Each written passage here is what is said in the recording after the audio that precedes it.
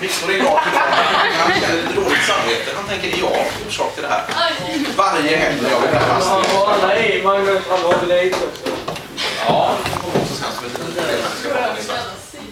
ja, vi går Astrid. Vi skuttar lite längre. Man får stanna upp här nu. Man får stanna upp.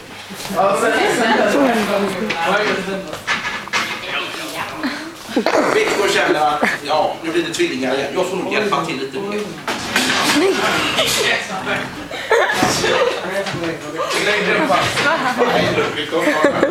Han lämnar över äldste sonen till Astrid. Och nu börjar det bli besvärligt för familjen. Pappa blir arbetslös också.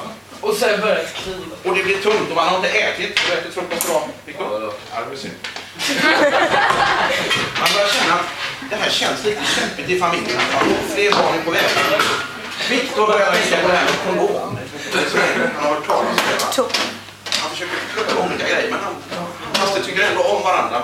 Man har inte så roligt här. På lördagarna så är det ändå dags igen. Det är färdigt. Hur känns det? Ja, vi ser att mamma kommer lite efter kanten här. Det här kommer jämna steg med farsan, va? Det börjar bli lite kämpigt. Det var så ut med skuttandet. Man är 20 år och börjar känna sig som 50 här nere. Det är märkligt. Lite styrketräning är också i idrottsklassen. Astrid, lysande.